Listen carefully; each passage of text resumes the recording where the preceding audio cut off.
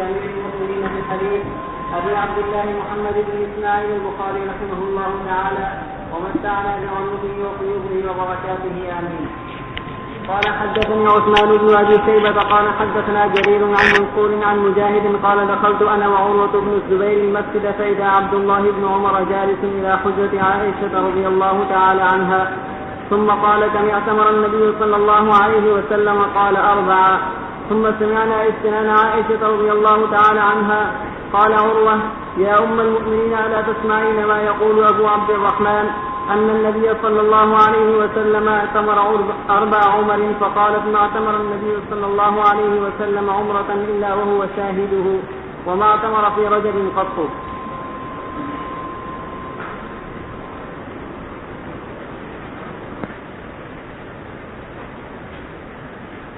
اس روایت میں ہے کہ عبداللہ بن عمر رضی اللہ عنہ کہ عائشہ رضی اللہ عنہ کے حجرے کے پاس بیٹھے ہوئے تھے تو انہوں نے فرمایا کہ نبی کریم صلی اللہ ان سے پوچھا گیا کہ نبی کریم صلی اللہ علیہ وسلم نے کتنے عمرے کیے تو عبداللہ بن عمر رضی اللہ عنہ نے فرمایا 4. اب یہاں روایت میں صرف اتنا ہی مذکور ہے لیکن باقی روایتوں میں ہے کہ ساتھ ساتھ عبداللہ بن عمر نے یہ بھی فرمایا کہ 1 عمرہ رجب میں کیا تھا. تو اندر سے عائشہ رضی اللہ عنہ سے مسواک کرنے کی آواز ہمیں آئی اور اس کے بعد عائشہ رضی اللہ عنہ سے جب پوچھا گیا تو انہوں نے جواب دیا تو فرماتے راوی کہ تم سمعنا استنان عائشہ پھر ہم نے عائشہ رضی اللہ عنہ کے مسواک کی آواز سنی تو عروہ نے عرض کیا اور آپ جانتے ہی ہوں گے کہ عروہ جو ہیں وہ عائشہ رضی اللہ عنہ کے بھانجے ہیں محرم ہیں تو اندر بھی جاتے تھے تو بھانجے نے عرض کیا کہ ام المؤمنین آپ نہیں سن رہے کہ ابو عبد الرحمن کیا فرما رہے ہیں تو فرمانے لگی کہ نبی کریم صلی اللہ علیہ وسلم نے کوئی عمرہ ایسا نہیں کیا الا وهو شاہدہ مگر یہ کہ عبداللہ بن عمر اس عمرے میں حضور کے ساتھ شریک تھے. وما اعتمر فی رجب قط لیکن حضور نے رجب کے اندر کوئی بھی عمرہ نہیں کیا تو تعداد کے اندر موافقت فرمائی لیکن عبداللہ بن عمر رضی اللہ عنہ نے جو اضافہ کیا تھا اس کی نبی فرما دی کہ یہ بات صحیح نہیں ہے رجب کے اندر کوئی عمرہ نہیں ہوا. چلیے.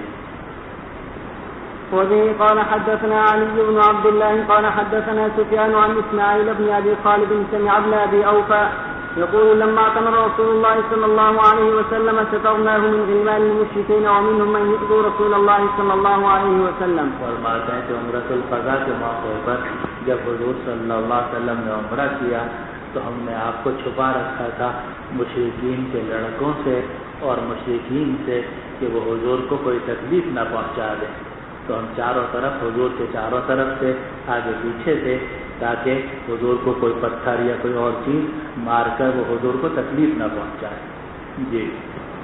وبه قال حدثنا سليمان بن حرب قال حدثنا حماد هو ابن زيد عن أيوب عن سعيد بن جبير عن ابن عباس رضي الله تعالى عنهما وعنهم قدم رسول الله صلى الله عليه وسلم وأصحابه فقال المشركون إنه يقدم عليكم وفد وهنهم حمى يثرب وأمرهم النبي صلى الله عليه وسلم أن يرموا الأسواق 3 وأن يمشوا ما بين الركنين ولم يمنعه أن يأمرهم أن يرموا الأسواق كلها إلا يبقوا عليهم. وزاد ابن سلمة عن أيوب عن سعيد اور اس کو بھی صحیح طرح اپنے کام میں کر لو تاکہ آواز صاف ہو. جی. ولم يمنعه أن يأمرهم أن يرموا الأسواق كلها إلا يبقوا عليهم.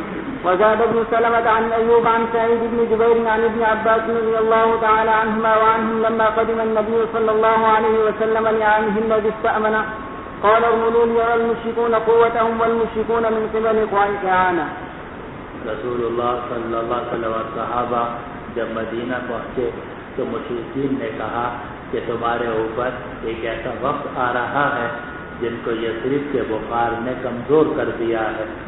مکہ مکرمہ میں بخار وبا کم پھیلتی تھی اور یثرب یعنی مدینے کے اندر بخار اور وبائیں بہت پھیلتی تھیں. بعد میں حضور صلی اللہ علیہ وسلم کی دعاؤں سے وہ جو وبا تھی وہ جوفے کی طرف منتقل کر دی گئی، جیسا کہ آپ نے روایات میں پڑھا ہوگا. تو مشرکین نے کہا کہ یہ جو مہاجرین ہیں جب سے مکہ مکرمہ سے گئے ہیں مدینہ پہنچے ہیں تو وہاں بخار کی وجہ سے کمزور ہو گئے ہیں. تو نبی کریم صلی اللہ علیہ وسلم کو حکم دیا کہ 3 چکروں کے اندر رمل کریں، اور رمل جانتے ہیں اس طریقے سے، اور استباء بھی، استباء 7 چکروں کے اندر. ہر وہ طواف جس کے بعد سعی ہو اس کے 7 چکروں کے اندر استباء سنت ہے، اور 3 چکروں کے اندر رمل سنت ہے. تو آپ نے رمل کا حکم دیا 3 چکروں میں، اور یہ فرمایا کہ رکنین کے درمیان ذرا تیز چلیں. رکنین کے درمیان یعنی رکن یمانی اور رکن حجر اسود کے درمیان تیز چلیں. اور آپ نے اور ولم یمنعہ ان یأمرہم، اور آپ کو نہیں روکا کہ آپ صحابہ کو حکم دیں 7 چکروں میں رمل کرنے کا، الا الابقاء علیہم، مگر صحابہ پر شفقت کرتے ہوئے. کیونکہ 7 چکروں میں اگر رمل کا حکم دیا جاتا تو ہو سکتا ہے کہ لوگوں کو کچھ تکلیف ہوتی، اور حضور صلی اللہ علیہ وسلم احکام شرعیہ میں اس بات کا بہت خیال فرماتے تھے کہ کسی حکم شرعی سے لوگوں کو تکلیف نہ ہو. یرید اللہ بکم اليسر ولا یرید بکم العسر. تو ان پر شفقت کرتے ہوئے آپ نے 7 چکروں کے اندر رمل کا حکم نہیں دیا، بلکہ صرف 3 کے اندر رمل کا حکم دیا. اور جتنے مشرکین تھے وہ قعقاعان پہاڑ کے اوپر چڑھے ہوئے تھے، وہاں سے دیکھ رہے تھے حضور کو اور صحابہ کو. جی. وبه قال حدثنا محمد عن سفيان بن عيينة عن عمرو عن عطاء عن ابن عباس رضي الله تعالى عنهما وعنهم قال إنما سعى النبي صلى الله عليه وسلم بالبيت وبين الصفا والمروة ليري المشركين قوتهم. وبه قال حدثنا موسى بن إسماعيل قال حدثنا وهيب قال حدثنا أيوب عن عكرمة عن ابن عباس رضي الله تعالى عنهما وعنهم قال تزوج النبي صلى الله عليه وسلم ميمونة وهو محرم وبنى بها وهو حلال ومات بسرس. وزاد ابن إسحاق یہ دلیل ہے فقہاء احناف رحمہ اللہ کی کہ حضور صلی اللہ علیہ وسلم نے حضرت میمونہ رضی اللہ عنہا سے جو نکاح کیا تھا وہو محرم، تو آپ حالت احرام میں تھے. معلوم ہے کہ حالت احرام میں نکاح کرنے سے نہ نکاح فاسد ہوتا ہے اور نہ حج فاسد ہوتا ہے. اور عجیب بات یہ ہے کہ امام شافعی رحمۃ اللہ علیہ یہ فرماتے ہیں کہ نکاح فاسد ہو جاتا ہے، حالانکہ اگر فاسد ہونا چاہیے تو حج ہونا چاہیے. دیکھو اگر حج کے اندر آدمی اپنی بیوی سے ہم بستری کر لے تو ہم بستری فاسد ہوگی یا حج فاسد ہوگا؟ حج فاسد ہوگا. تو فرمانا تو یوں چاہیے تھا اگر فرماتے، لیکن یوں فرماتے ہیں کہ جناب یہ تو نکاح فاسد ہو جائے گا. تو حالانکہ عقلاً نکاح کے اندر حلال ہونا کوئی شرط ہی نہیں ہے. نکاح عند حضور الشاہدین حرین عاقلین بالغین مسلمین، ان کے سامنے ایجاب و قبول ہو تو نکاح منعقد ہو جاتا ہے، چاہے آدمی حالت احرام میں ہو اور چاہے حلال ہو. تو حضور صلی اللہ علیہ وسلم جب عمرۃ القضاء کے لیے تشریف لے جا رہے تھے تو آپ نے جاتے ہوئے حضرت میمونہ رضی اللہ عنہا سے نکاح کیا. اور حضرت میمونہ یہ حضرت عباس رضی اللہ عنہ کی اہلیہ کی بہن تھی. حضرت عباس کی جو بیوی تھی ام الفضل، وہ لبابہ، وہ جو تھی وہ حضرت عباس کی بیوی تھی، حضور صلی اللہ علیہ وسلم کی چچی تھی، اور ان کی بہن تھی حضرت میمونہ بنت الحارث، لبابہ بنت الحارث اور میمونہ بنت الحارث. تو یہ روایت کس سے ہے؟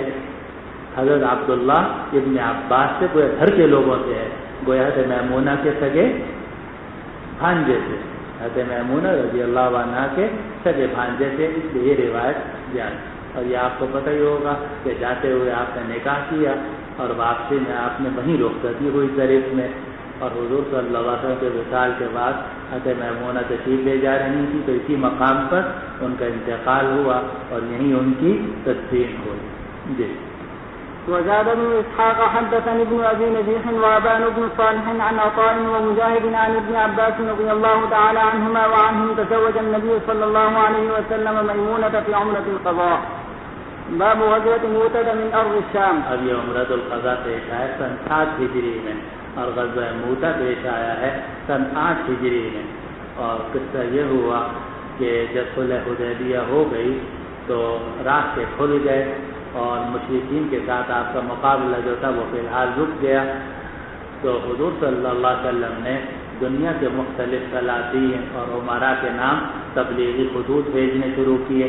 معلوم ہو کہ تبلیغ کے لیے خود جانا کوئی ضروری نہیں، اگر آدمی خط لکھ دے تو وہ بھی شرائع تبلیغ کے اندر داخل ہے۔ تو حضور صلی اللہ علیہ وسلم نے سلاطین دنیا کو اور مختلف عمراء کو خط لکھے۔ ان میں ایک خط جو تھا وہ قیصر کے نام لکھا، اور وہ آپ نے حارث ابن عمیر رضی اللہ عنہ کو دے کر بھیجا کہ تم جاؤ ان کو جا کر خط دو۔ لیکن وہ شام کے علاقے کی طرف بڑھے تو وہاں شرحبیل غسانی تھا اس علاقے کا گورنر، اس نے حضور صلی اللہ علیہ وسلم کے ان صحابی کو جو قاصد تھے شہید کر دیا۔ اب قاصد کو شہید کرنا یہ کوئی معمولی بات تو نہیں ہے، دنیا کی حکومتوں میں دنیاوی حکومتیں بھی اس کو گوارا نہیں کرتی، تو حضور صلی اللہ علیہ وسلم اس پر کیسے خاموش رہ سکتے تھے؟ تو آپ نے صحابہ رضوان اللہ علیہ اجمعین کی ایک جماعت تیار کی تاکہ اپنے اس صحابی کی شہادت کا اور سفیر کی شہادت کا بدلہ لیا جائے، اور آپ نے حضرات کو بھیجا کہ جہاں ان کو شہید کیا گیا ہے اس علاقے کے گورنر ان کے لوگوں کو اسلام کی دعوت دو، اگر وہ اسلام قبول کر لیں تو ٹھیک ہے، ورنہ ان پر حملہ کیا جائے اور انتقام لیا جائے۔ تو اس میں یہ 3 حضرات کو آپ نے نامزد کیا۔ سب سے پہلے آپ نے حضرت زید بن حارثہ رضی اللہ عنہ کو نامزد کیا، اور یہ فرمایا کہ اگر یہ شہید ہو جائیں تو پھر جعفر ابن ابی طالب امیر ہوں گے، اور اگر جعفر ابن ابی طالب بھی شہید ہو جائیں تو پھر عبداللہ ابن رواحہ رضی اللہ عنہ امیر ہوں گے۔ چنانچہ اسی طریقے سے واقعہ پیش آیا، اور میں حاضر ہوں اس جگہ میں بالکل سعودی عرب کا سارا علاقہ صحرا وغیرہ جہاں ختم ہو جاتا ہے اور اردن کا علاقہ شروع ہوتا ہے، تو اردن کا جو گرم ترین علاقہ ہے جنوب کی طرف، اس میں یہ غزوہ موتا ہوا ہے، اور بہت ہی ریت اور ٹیلے اور بے آب و گیاہ جو علاقہ ہے، تو وہاں یہ واقعہ پیش آیا، اور یہ صحابہ رضوان اللہ علیہ اجمعین جو تھے یہ ان کا مقابلہ ہوا، اور بڑے بڑے حضرات کو یہ شہادت نصیب ہوئی۔ اس سے متعلق یہ واقعہ، اور یہ بھی روایات میں آتا ہے کہ مقابلے کی تعداد بہت زیادہ تھی، 1 لاکھ، بعض کہتے ہیں کہ 2 لاکھ، اور یہ حضرات 3000 سے صرف۔ تو ان کو شروع میں تردد ہوا کہ ہم کسی ایسی حالت میں مقابلہ کریں یا نہ کریں، کیونکہ آپ کو معلوم ہے کہ اگر دشمن جو ہے وہ شروع میں تو حکم دیا تھا کہ یکم منکم 20 صابرون یغلبوا 200، لیکن بعد میں تخفیف آ گئی، الآن خفف اللہ عنکم وعلم ان فیکم ضعفا فإن یکم منکم 100 صابرة یغلبوا 200۔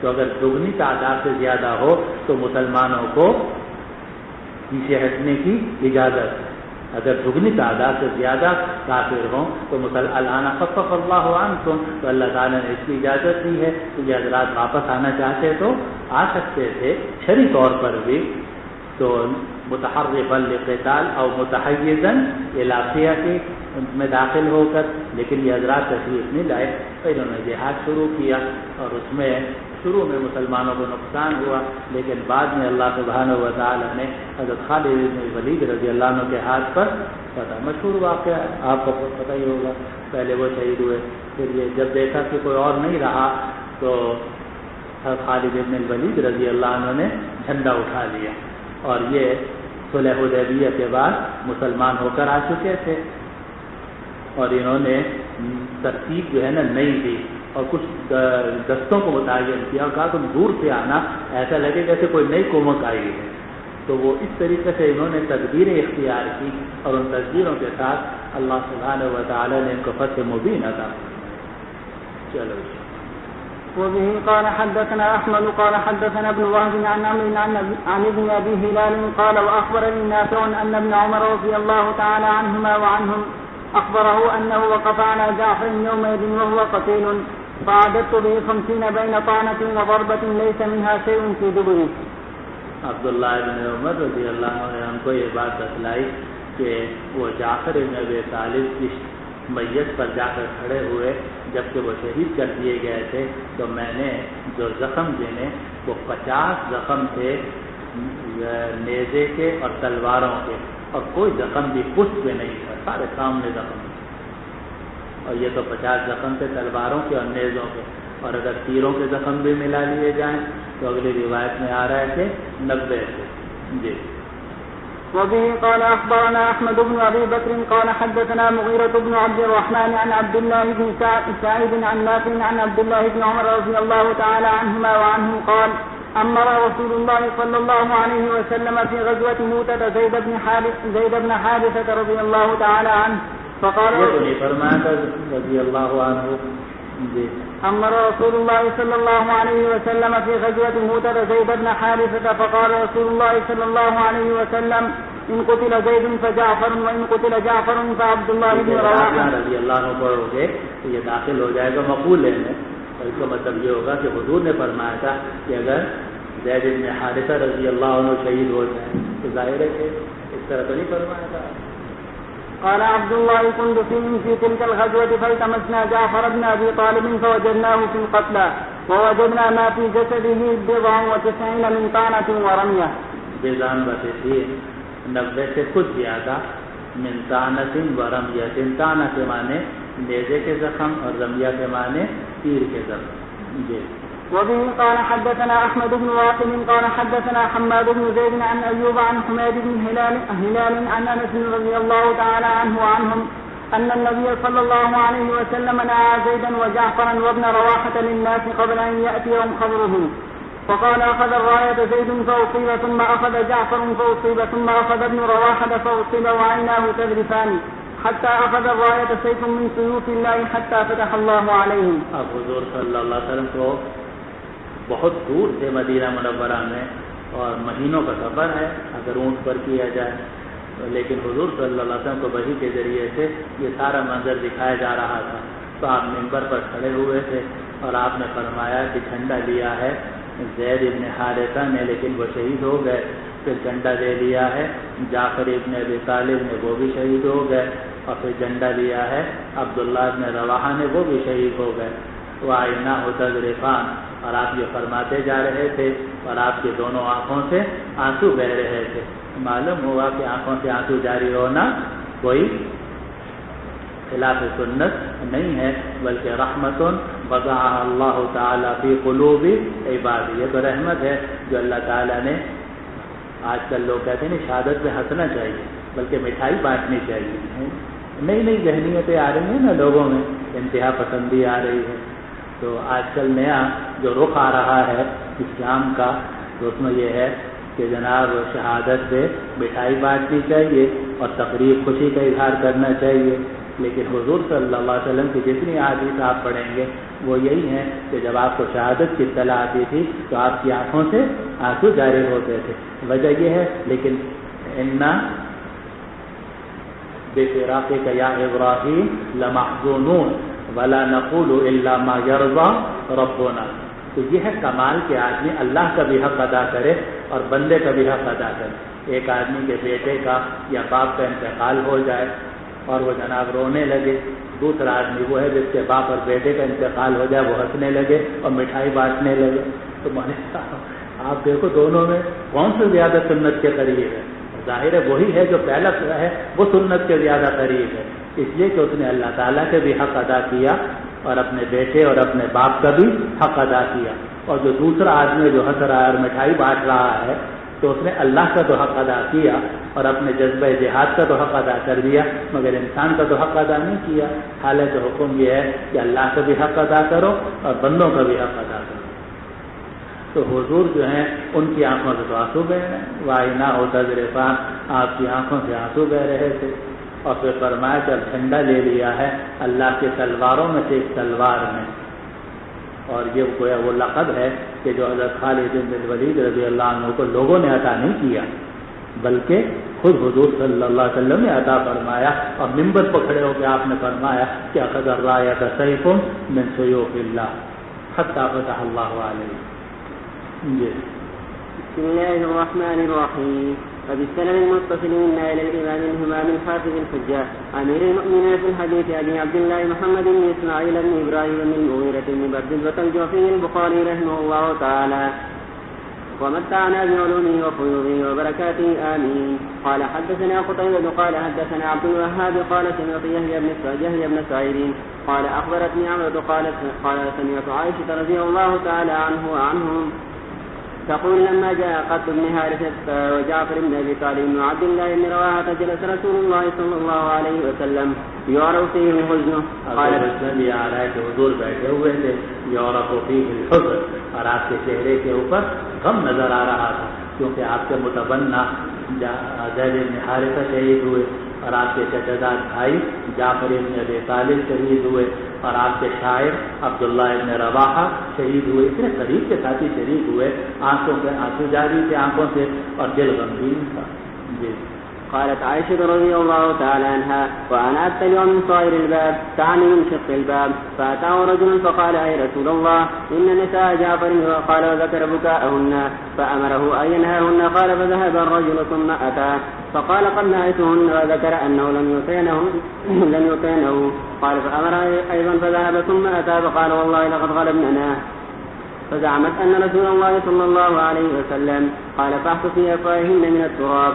قالت عائشة رضي الله تعالى عنها فقلت أرغم الله أنفق والله ما أنت تفعل ما ترك رسول الله صلى الله عليه وسلم من العناء. معلوم ہو کہ آدمی کو چاہیے کہ عورتوں کو اپنا بتا دے, مسئلہ بتا دے, سمجھا دے. دیکھو بھائی آواز سے مت رو, اگر آنسوؤں سے رویا جائے وہ تو جائز ہے, اور غیر اختیاری طور پر آواز بھی بلند ہو جائے وہ بھی حرام نہیں ہے, لیکن اپنے اختیار سے آواز بلند کرنا یہ نوحہ میں داخل ہے اور نوحہ حرام ہے جیسے غنا حرام ہے.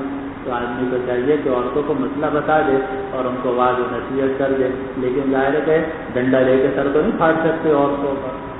تو یہی حضور صلی اللہ علیہ وسلم کے کہا بھائی منع کر دو ان کو. کہا جی وہ مانتی ہیں, آپ نے کہا بھائی منع کر دو. انہوں نے کہا جی مانتی ہیں, بھائی منع کر دو, اور کیا کر سکتے ہیں. حضرت عائشہ سمجھدار تھی, انہوں نے دروازے کے پیچھے سے کہا کہ تو حضور کو چھوڑتا نہیں, خدا کے بندے جا کے منع کر دے, بس بات ختم ہو گئی. اب وہ مانتی ہیں, مانے نہیں مانتی نہ مانے. وبه قال حدثني محمد بن أبي بكر قال حدثنا عمرو بن علي بن إسماعيل بن أبي خالد عن عامر قال كان ابن عمر رضي الله تعالى عنهما إذا حي ابن جعفر قال السلام عليك يا ابن ذي الجناحين.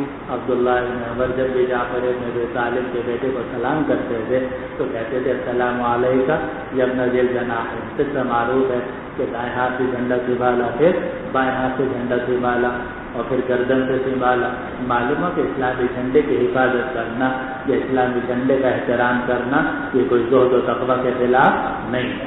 اسلامی ریاست کا جھنڈا ہو تو اس کو سربلند رکھنا یہ ایک مجاہد اور کمانڈر کی ذمہ داری ہے کہ وہ جھنڈا نیچے گرنے نہ دے.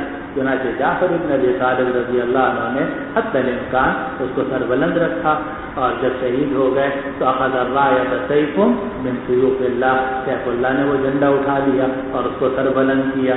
تو معلوم ہے کہ جھنڈے کو بلند رکھنا یا اس کا احترام کرنا یہ کوئی تقویٰ اور زہد کے خلاف, یہ شریعت کے خلاف نہیں. یہ سب اصل مقدرہ کا جواب ہے آپ لوگوں. جی, یہ سب گڑبڑیں جو پھیل رہی ہیں نا ان سب کا جواب ہے. جی. وبه قال حدثنا ابو نعيم قال کتنی بات ہے کہ وہ احترام جو ہے اس کے اندر تشبہ بالمشرکین نہیں ہونا چاہیے. اس میں تشبہ بالانجلیزیین اور تشبہ بالمشرکین نہیں ہونا چاہیے. اپنا جو جھنڈے کا احترام ہے وہ ویسے قابل احترام ہے. حالانکہ آپ کو معلوم ہے کہ حضور صلی اللہ علیہ وسلم کے زمانے میں کوئی خاص قسم کا جھنڈا تھا, کوئی خاص قسم کا جھنڈا نہیں تھا کہ اس پر کلمہ لکھا ہوا ہو یا اس میں یہ ڈیزائن ہو اور کوئی اس کا ایک خاص مونوگرام ہو, کچھ بھی نہیں تھا. کوئی سا بھی کپڑا لیا اور اس کو جھنڈا بنا دیا, لیکن اس کے باوجود اس کو بھی قابل احترام سمجھا گیا اور اس کو سربلند رکھنے کے لیے حضرت جعفر بن ابی طالب رضی اللہ عنہ نے آخری دم تک کوشش کی کہ جھنڈا نہ نیچے گرنے دیا. تو اس لیے جھنڈے کا احترام جو ہے وہ فی نفسی ہی کوئی غیر شرعی بات نہیں. اتنی بات ہے کہ اس میں تشبہ بالمشرکین, تشبہ بالکافرین نہیں ہونا چاہیے. جی. وبه قال حدثنا أبو نعيم قال حدثنا سفيان عن إسماعيل عن قيس بن أبي هازم قال سمعت خالد بن الوليد رضي الله تعالى عنه يقول لقد انقطعت في يدي يوم مؤتة 9 أسياف فما بقيت في يدي إلا صفيحة يمانية. صفیحۃ یمانیہ. خالد بن ولید فرماتے ہیں رضی اللہ عنہ کہ موتا والے دن میرے ہاتھ کے اندر 9 تلواریں ٹوٹی. اتنا انہوں نے قتال کیا کہ 9 تلواریں ان کی ٹوٹ گئیں اور نہیں باقی رہی میرے ہاتھ میں مگر ایک چوڑے رنگ کی تلوار, چوڑی تلوار جو یمن کی بنی ہوئی تھی. صفیحہ کہتے ہیں چوڑی تلوار کو جس کا پھل چوڑا ہو, اور یمانی یا یمن کی بنی ہوئی. 8-9 تلواریں ٹوٹی, آخر میں ایک تلوار وہ جو چوڑی والی تھی وہی باقی رہی. اسی سے اللہ نے پتا تھا. جی. وبه قال حدثني محمد بن المثنى قال حدثنا يحيى عن اسماعيل قال حدثني قيس قال سمعت خالد بن الوليد رضي الله تعالى عنه وعنهم يقول لقد دق في يدي يوم مؤتة 9 أسياف وصورت في يدي صفيحة يمانية. وبه قال حدثني عمران بن ميسرة قال حدثنا محمد بن فضيل عن حسين عن عامر عن النعمان بن بشير رضي الله تعالى عنه وعنهم قال أغمي على عبد الله بن رواحة فجعلت أخته عمرة تبكي وأجب له وكذا وكذا تعدد عليه فقال حين أفاق ما قلت شيئا إلا قيل لي أنت كذاك. ساری کتاب الجنائز کی مشہور بحث ہے یہ. جی. وبه قال حدثنا قتيبة قال حدثنا الميت إن الميت لا يعذب ببكاء أهله عليه. اس روایت سے معلوم ہوتا ہے کہ وہ تعذیب سے مراد توبیخ, عذاب سے عذاب مراد نہیں ہے بلکہ توبیخ ہے. ورنہ اس کے اور بھی بہت سارے جواب ہیں کہ اذا کان کافرا ایک جواب, دوسرا جواب یہ ہے کہ اذا اوصى, اور تیسرا جواب یہ ہے کہ اذا کان راضیا علی تلک النوحہ وغیرہ وغیرہ. جی. اور ایک جواب یہ ہے کہ عذاب سے مراد توبیخ. جی. وبه قال حدثنا قتيبة قال حدثنا عبد عن حسين عن الشعبي عن النعمان بن بشير رضي الله تعالى عنه وعنهم قال أغمي على عبد الله بن رواحة رضي الله تعالى عنه بهذا فلما مات لم تبكي عليه. باب بعث النبي صلى الله عليه وسلم أسامة بن زيد الأفرقاد من جهينة. وبه قال حدثني عمرو بن محمد قال حدثنا هشام قال أخبرنا حسين قال أخبرنا أبو ذؤيان فقال سمعت أسامة بن زيد يقول بعثنا رسول الله صلى الله عليه وسلم إلى الحرقة فصبحنا القوم فهزمناهم ولهبت أنا ورجل من الأنصار رجلا منهم فلما غشينا وقال لا إله إلا الله فكف الأنصاري وطعنته برمحي حتى قتلته. فلما قدمنا بلغ النبي صلى الله عليه وسلم فقال يا أسامة قتلته بعدما قال لا إله إلا الله. قلت كان متعوذا فما زال يكررها حتى تمنيت أني لم أكن أسلمت قبل ذلك اليوم. یہ بات ہے کہ نبی کریم صلی اللہ علیہ وسلم نے اسامہ ابن زید کو حروقات کی طرف بھیجا تھا, یعنی جوہینہ کے علاقے کی طرف. جوہینہ کے جو حروقات کا علاقہ ہے اس کی طرف آپ نے اسامہ کو بھیجا تھا.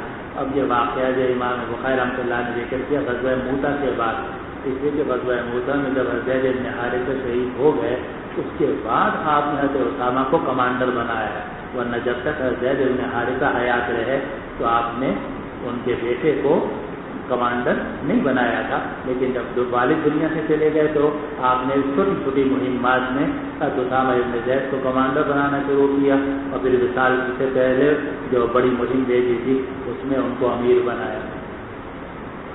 روایت نقل کی اسامہ ابن زید کو میں نے سنا وہ فرماتے تھے کہ رسول اللہ صلی اللہ علیہ وسلم نے ہمیں بھیجا حرقہ کی طرف, تو ہم نے صبح کے وقت قوم پہ حملہ کیا اور ہم نے ان کو شکست دے دی. اب میں اور انصار کا ایک آدمی, ہم دونوں کافروں کے ایک آدمی کے پر چڑھے. فلما غشیناہ, اس کے پیچھے لگے. فلما غشیناہ, جب ہم نے اس کافر کو ڈھانپ لیا کا کیا مطلب کہ اب وہ ہماری تلواروں کی زد میں آ گیا, تو اس نے فوراً تقیۃً اپنے جان بچانے کے لیے کہا لا الہ الا اللہ. تقیہ کے معنی جان بچانا, تو اس نے اپنی جان بچانے کے لیے کہا لا الہ الا اللہ. تو انصاری تو رک گیا, اس نے دیکھا کہ بھئی اس نے کلمہ پڑھ لیا, اور جب کلمہ پڑھ لیا میں اس کو کیسے ماروں. لیکن اسامہ ابن زید کو یہ خیال ہوا کہ یہ جو کلمہ پڑھا ہے یہ ایمان لانے کے لیے نہیں پڑھا بلکہ اپنی جان بچانے کے لیے تقیۃً پڑھا ہے. فطعنته برمحی, تو اسامہ ابن زید فرماتے ہیں کہ میں نے اپنے نیزے اس کو مارا یہاں تک کہ میں نے اس کو قتل کر دیا.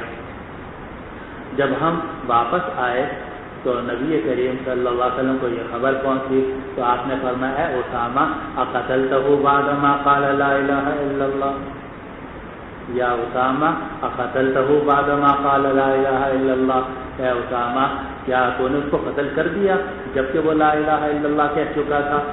قلت کان متعوذا، میں نے کیا کہ یا رسول اللہ اس نے تو اپنی جان بچانے کے لیے کلمہ پڑھا تھا، اگر ایمان لانا ہوتا تو 2 منٹ پہلے ایمان لاتا جب بھاگ رہا تھا، یا اس سے پہلے جب تلوار ہماری اوپر پڑنے لگی اب کہتا ہے لا الہ الا اللہ، تو یہ تو جان بچانے کے لیے ایک کلمہ پڑھ رہا ہے۔ قلت کان متعوذا، میں نے کہا کہ وہ تو جان بچانے کے لیے پڑھا، اس نے وہ تو جان بچانے والا تھا۔ فما زال یکررها، لیکن حضور اپنی بات دہراتے ہیں اور فرمایا یا اسامہ اقتلتہ بعد ما قال لا الہ الا اللہ، اے اسامہ تو نے اس کو قتل کر دیا جبکہ وہ لا الہ الا اللہ کہہ چکا تھا۔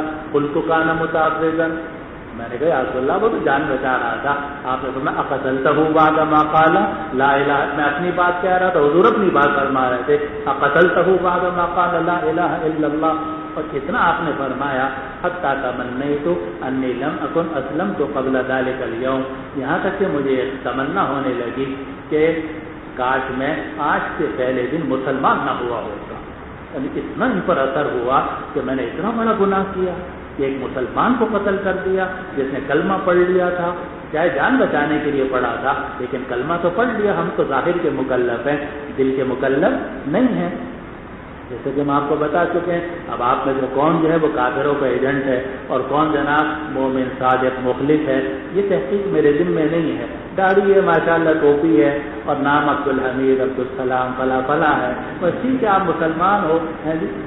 تو من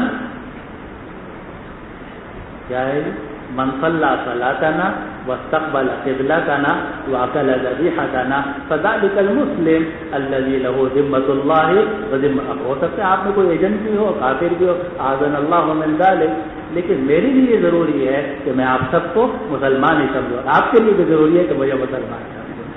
باقی معاملہ اللہ کے سپرد ہے، دلوں کا حال اللہ تعالیٰ جانتے ہیں، لیکن ہم ظاہر کے مکلف ہیں۔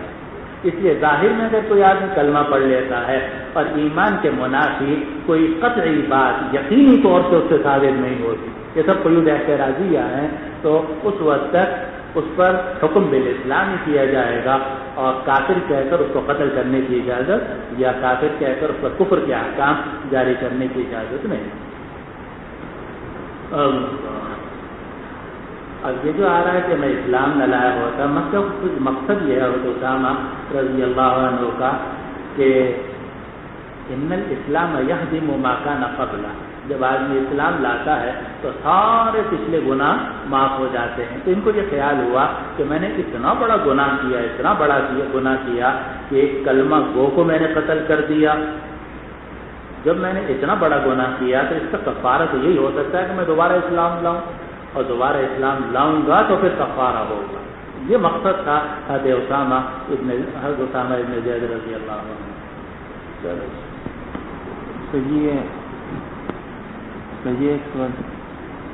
یہ غزوہ موسیٰ میں جو ہے وہ حضور صلی اللہ علیہ وسلم جو ہے وہ خود شریک نہیں ہوئے، تو اس کو غزوہ کیوں کہتے ہیں؟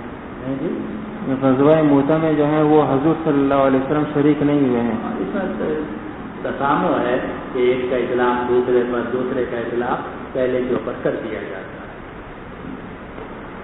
اور اس کو یوں بھی آپ تعبیر کر سکتے ہیں کہ حضور صلی اللہ علیہ وسلم جسمانی طور پر اس میں شریک نہیں تھے مگر روحانی طور پر شریک تھے، اگر یہ تعبیر کرنا چاہوں جی۔ وبه قال حدثنا قتيبة بن سعيد قال حدثنا حاتم بن يزيد بن أبي عبيد قال سمعت سلمة بن الأكوع رضي الله تعالى عنه يقول سریے کا فرق یہ متاثرین کا ہے۔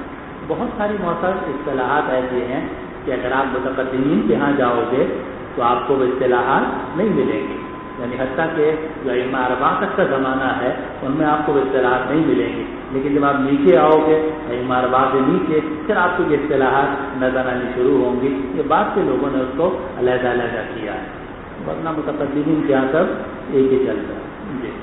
غزوت مع النبي صلى الله عليه وسلم 7 غزوات وخرجت فيما يبعث من البعوث 9 غزوات مرة علينا أبو بكر ومرة علينا أسامة. وقال عمر بن حفص بن غياث حدثنا أبي عن يزيد بن أبي عبيد قال سمعت سلمة يقول غزوت مع النبي صلى الله عليه وسلم رضي الله تعالى عنه وعنهم يقول غزوت مع النبي صلى الله عليه وسلم 7 غزوات وخرجت فيما يبعث من البعث 9 غزوات علينا مرة أبو بكر ومرة أسامة. اب دیکھو کہاں ابو بکر صدیق جیسا سب سے اونچا اور السابقون الاولون میں سے، اور کہاں اسامہ ابن زید جن کی عمر ابھی 18-19 سال ہے.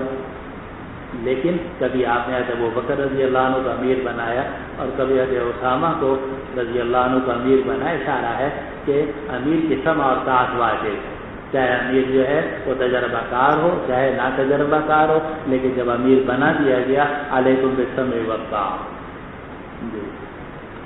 وبه قال حدثنا أبو عاصم الضحاك بن مخلد قال حدثنا يزيد عن سلمة بن الأكوع رضي الله تعالى عنه وعنهم قال غزوت مع النبي صلى الله عليه وسلم 7 غزوات وغزوت مع ابن حارث رضي الله تعالى عنه استعمله علينا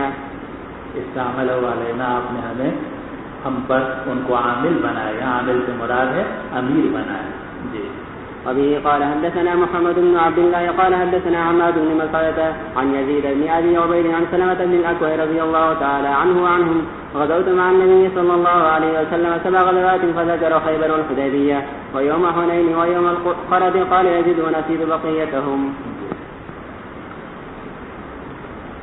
بسم الله الرحمن الرحيم. یہ آگے جتنے ابواب آ رہے ہیں ان کا تعلق ہے مکہ سے ہے، اور خلاصہ آپ کو معلوم ہی ہوگا کہ جب صلح حدیبیہ ہوئی سن 6 ہجری میں تو بنو بکر جو تھے وہ مشرکین کے ساتھ شامل ہو گئے، اور بنو خزاعہ جو تھے وہ حضور صلی اللہ علیہ وسلم کے ساتھ شامل ہو گئے، اور شامل ہو کر اس ہدنہ میں یعنی معاہدے میں صلح کے معاہدے میں شریک ہو گئے.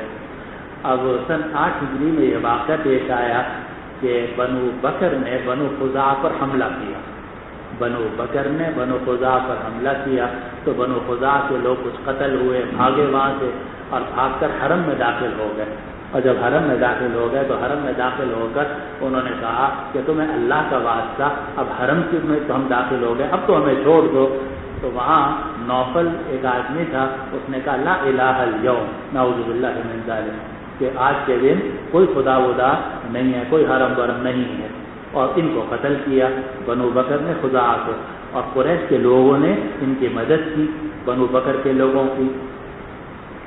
جب یہ واقعہ پیش آیا تو بنو خزاعہ کے جو لوگ تھے وہ حضور صلی اللہ علیہ وسلم کی خدمت میں حاضر ہوئے ایک وفد لے کر، اور وفد لے کر آئے اور آ کر لمبے چوڑے قصیدہ پڑھا اور اشعار پڑھے.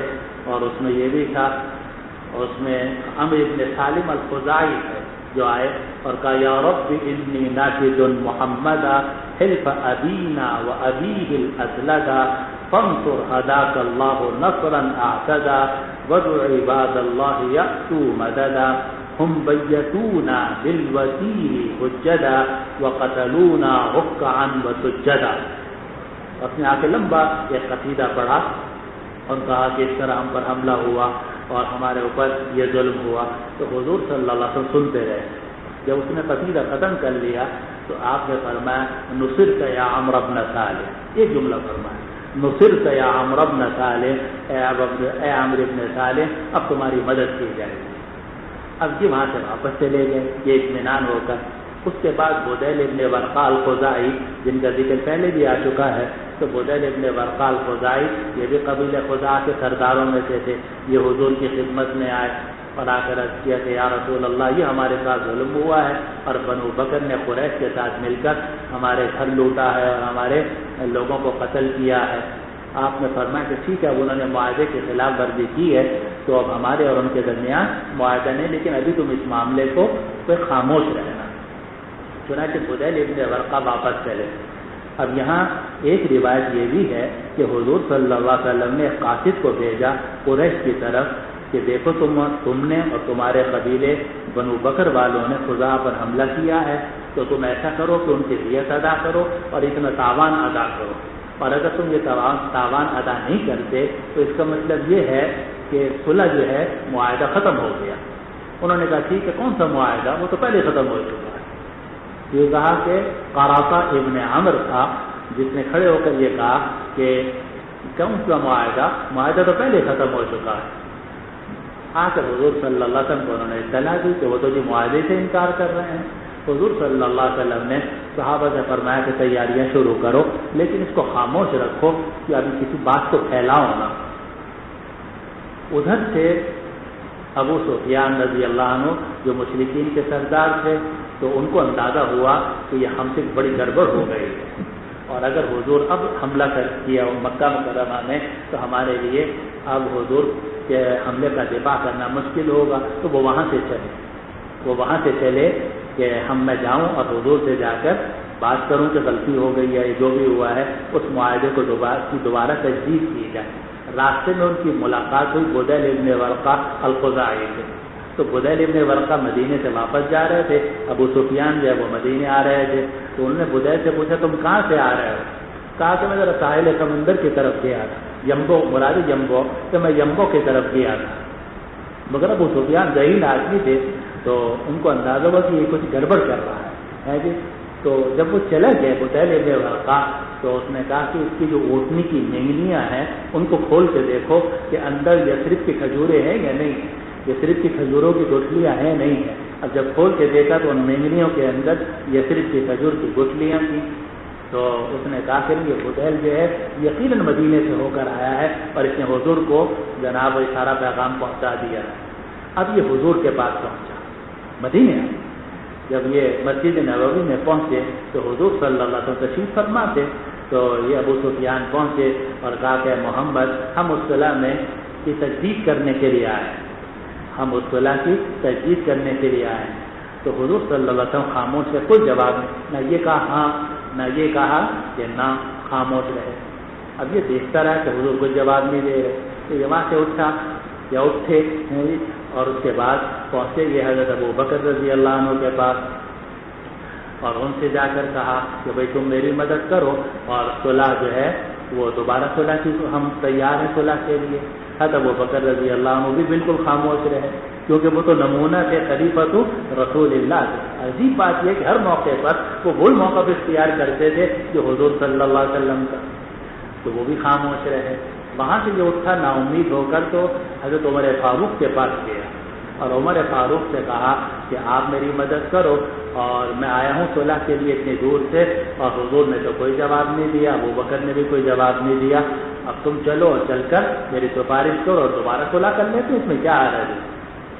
تو عمر فاروق نے فرمایا کہ خدا کے قسم تیرے مقابلے کے لیے اگر صرف میرے پاس چیمٹیاں ہی ہو تو میں چیمٹیوں کے ساتھ اس سے مقابلہ کروں گا.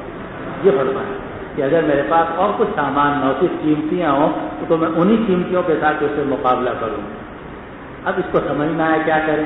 تو ابو سفیان وہاں سے اٹھے اور پہنچے حضرت علی رضی اللہ عنہ کے پاس اور حضرت علی سے کہا کہ میں ابو بکر کے پاس گیا تھا, میں حضور کے پاس گیا تھا, وہ خاموش رہے. ابو بکر کے پاس گیا, وہ خاموش رہے.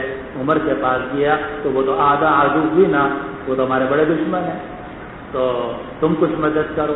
کہا میں کیا مدد کر سکتا ہوں, جب حضور خاموش ہے تو میں کیا مدد کر سکتا ہوں. کہا اچھا کچھ بتاؤ تو میں کروں کیا. تو حضرت علی نے فرمایا کہ تم آئے کس مقصد کے لیے ہو. کہا میں اس مقصد کے لیے آیا ہوں کہ صلح کی تجدید کروں. کہا تم ایسا کرو کہ مسجد نبوی کھڑے ہو کے اعلان کر دو کہ میں نے اس صلح کی تجدید کر دی. اب یہ چلا گیا مسجد میں اور مسجد میں جا کے انہوں نے ابو سفیان نے اعلان کر دیا کہ میں اس صلح کی تجدید کرتا ہوں. لوگ خاموش رہے, اپنا یہ واپس چلے گئے. جب واپس مکہ مکرمہ پہنچے تو لوگوں نے پوچھا بھائی کیا ہوا. کہا حضور سے میں نے بات کی, وہ خاموش رہے. ابو بکر سے بات کی, وہ خاموش رہے. اور عمر نے تو بہت سخت جملہ بولا, وہ تو ہمارے سخت دشمنوں میں سے ہے. اور علی نے یہ کہا تو میں نے یہ کام کیا کہ میں مسجد نبوی میں کھڑے ہو کے اعلان کر دیا کہ آئندہ 10 سال کے لیے پھر دوبارہ ہم نے صلح کی تجدید کر دی. تو لوگوں نے کہا کہ جب حضور نے کوئی جواب نہیں دیا, ابو بکر نے کوئی جواب نہیں دیا اور لوگ خاموش رہے تو یوں سمجھ کہ علی نے تیرے ساتھ مذاق کیا. یہ سمجھ لو کہ علی نے تمہارے ساتھ مذاق کیا. اور یہاں ایک قصہ رہ گیا بیچ میں, وہ بھی سن. وہ یہ ہے کہ جب حضرت ابو سفیان رضی اللہ عنہ مدینہ پہنچے ہیں تو سب سے پہلے اپنی بیٹی کے گھر گئے. وہ بیچ پہ رہ گئے نا. سب سے پہلے اپنی بیٹی کے گھر گئے ام حبیبہ جن کا اصل نام تھا رملہ. ام حبیبہ بنت ابی سفیان اور وہ بیوی تھی جناب رسول اللہ صلی اللہ علیہ وسلم کی. تو وہاں پہنچے تو بیٹی جو تھی انہوں نے استقبال کیا اپنے باپ کا. بہرحال باپ ہے کیونکہ کفر سے یا پھر سب سے رشتے ختم نہیں ہوتے مولوی صاحب. آپ لوگ کیا شاید ختم ہو جاتے ہوں لیکن شریعت میں ختم نہیں ہوتے. رشتے جو ہیں وہ کفر کے ساتھ بھی باقی رہتے ہیں اور فسق کے ساتھ بھی باقی رہتے ہیں. چنانچہ انہوں نے استقبال کیا اور جب بیٹھنے لگے تو رسول اللہ صلی اللہ علیہ وسلم کا بستر تھا تو انہوں نے اس بستر کو طے کر دیا اور دوسری کوئی چیز بچھا دی. تو باپ نے پوچھا کہ کیا یہ بستر میرے قابل نہیں ہے یا میں اس بستر کے قابل نہیں ہوں؟ تو کہا کہ نہیں، آپ اس بستر کے قابل نہیں ہیں کیونکہ یہ بستر جناب رسول اللہ صلی اللہ علیہ وسلم کا ہے. تو وہاں سے پھر یہ اٹھے اور مسجد نبوی گئے حضور کے پاس اور وہ بکرے صدیق الآخری رضی. خیر اب یہ قصہ ہوا. ابو سفیان تو نا امید ہو کہ واپس مکہ مکرمہ چلے گئے اور حضور صلی اللہ علیہ وسلم نے تیاریاں شروع کر دی. اسی میں پھر یہ حاطب ابن ابی بلتع کا قصہ پیش آیا جو کہ غزوہ بدر کے اندر الحمدللہ ہم آپ کو بتا چکے. چلو باب غزوة الفتح وما بعث حاتب بن أبي بلتعة إلى أهل مكة يخبرهم بغزو النبي صلى الله عليه وسلم بالسند المتصل منا إلى الإمام الهمام الحافظ الحجة أمير المؤمنين في الحديث أبي عبد الله محمد بن إسماعيل بن إبراهيم بن المغيرة بن بلجزبة الجعفي البخاري رحمه الله تعالى ومتعنا بعلومه وفيوزه وبركاته آمين. قال حدثنا قتيبة قال حدثنا سفيان عن عمرو بن دينار قال أخبرني الحسن بن محمد أنه سمع عبيد الله بن أبي رافع يقول سمعت عليا رضي الله تعالى عنه يقول بعثني رسول الله صلى الله عليه وسلم أنا والزبير والمقداد فقال انطلقوا حتى تأتوا روضة خاخم فإن بها ضعينة معها كتاب فخذوا منها. قال فانطلقنا تعادي بنا خيلنا حتى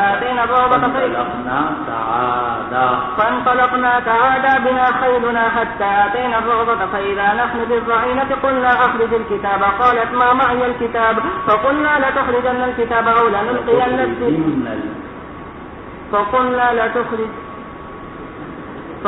لتخرجن الكتاب أو لنلقين الثياب. قال فأخرجته من عقاتها فأتينا به رسول الله صلى الله عليه وسلم فإذا فيه من حاسد بن أبي بلتعة إلى ناس بمكة من المشركين يخبرهم ببعض أمر رسول الله صلى الله عليه وسلم. فقال رسول الله صلى الله عليه وسلم يا حاسد ما هذا؟ قال يا رسول الله لا تعجل علي إني كنت امرأ ملتقا في قريش يقول كنت خليفا ولم أكن من أنفسها وكان من معك من المهاجرين من لهم قرابات يحمون أهليهم وأموالهم فأحببت إذ فاتني ذلك من النسب فيهم أن أتخذ عندهم يدا يحمون قرابتي ولم أفعله ارتدادا عن ديني ولا رضا بالكفر بعد الإسلام. فقال رسول الله صلى الله عليه وسلم أما إنه قد صدقكم. فقال عمر يا رسول الله دعني أضرب عنق هذا المنافق. فقال إنه قد شهد بدرا وما يدريك لعل الله اطلع على من شهد بدرا. قال اعملوا ما شئتم فقد غفرت لكم. فأنزل الله السورة يا أيها الذين آمنوا لا تتخذوا عدوي وعدوكم أولياء تلقون إليهم بالمودة إلى قوله فقد ضل سواء السبيل. نعم. باب غزوة الفتح في رمضان. وبه قال حدثنا عبد الله بن يوسف قال حدثنا الليث قال حدثني عقيل عن ابن شهاب قال أخبرني عبيد الله بن عبد الله بن عتبة أن ابن عباس رضي الله تعالى عنهما وعنهم أخبره أن رسول الله صلى الله عليه وسلم غزا غزوة الفتح في رمضان.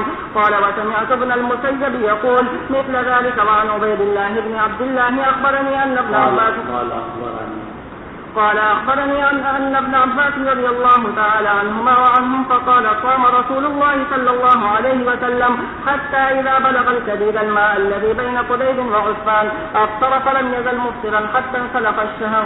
کتاب الصوم میں روایت گزر چکی. وبه قال حدثني محمود قال أخبرنا عبد الرزاق قال أخبرنا معمر قال أخبرني الزهري عن عبيد الله بن عبد الله عن ابن عباس رضي الله تعالى عنهما وعنهم أن النبي صلى الله عليه وسلم خرج في رمضان من المدينة ومعه 10,000 وذلك على رأس 8 سنين ونصف من مقدمه المدينة، فسار هو وأمه من المسلمين إلى مكة يصوم ويصومون حتى بلغ الكبير وهو ماء بين عسفان وقدير أفطر وأفطروا. قال الزهري وإنما يؤخذ من أمر رسول الله صلى الله عليه وسلم الآخر فالآخر. وبه قال حدثني عياش بن الوليد قال حدثنا عبد الأعلى قال حدثنا خالد عن عكرمة عن ابن عباس رضي الله تعالى عنهما وعنهم قال خرج النبي صلى الله عليه وسلم في رمضان إلى حنين والناس مختلفون. دیکھو آ رہا ہے کہ نبی کریم صلی اللہ علیہ وسلم رمضان میں حنین کی طرف نکلے، حالانکہ رمضان میں آپ حنین کی طرف نہیں نکلے تھے بلکہ مکہ مکرمہ تشریف لے گئے تھے اور شوال میں پھر آپ نکلے تھے حنین کی طرف، لیکن سفر چونکہ ایک ہی تھا تو راوی نے اس کو تعبیر کر دیا. اسی لیے امام بخاری رحمۃ اللہ علیہ آگے روایت لا رہے ہیں کہ حضور صلی اللہ علیہ وسلم مکہ کی طرف نکلے تھے، تو اس کو یوں کہہ دو کہ مکہ کی طرف نکلے تھے یا یوں کہہ دو کہ حنین کی طرف نکلے تھے، کیونکہ حنین کا واقعہ بھی فتح مکہ کے فوراً بعد پیش آیا. جی. والناس مختلفون فصائم ومفطر، فلما استوى على راحلته دعا بإناء من لبن أو ماء فوضعه على راحته أو على راحلته، ثم نظر الناس فقال المفطر أو قال على راحلته، ثم نظر الناس فقال المفطرون للصوم أفطروا وقال عبد الرزاق أخبرنا معمر عن أيوب عن عكرمة عن ابن عباس رضي الله تعالى عنهما وعنهم خرج النبي صلى الله عليه وسلم عام الفتح. وقال حماد بن زيد عن أيوب عن عكرمة عن ابن عباس رضي الله تعالى عنهما وعنهم عن النبي صلى الله عليه وسلم. وبه قال حدثنا علي بن عبد الله قال حدثنا جرير عن منصور عن مجاهد عن طاووس عن ابن عباس رضي الله تعالى عنهما وعنهم قال سافر رسول الله صلى الله عليه وسلم في رمضان فصام حتى بلغ عسفان ثم دعا بإناء من ماء فشرب نهارا يريه الناس فأفطر حتى قدم مكة. قال وكان ابن عباس رضي الله تعالى عنهما يقول صام رسول الله صلى الله عليه وسلم في السفر وأفطر فمن شاء صام ومن شاء أفطر. بس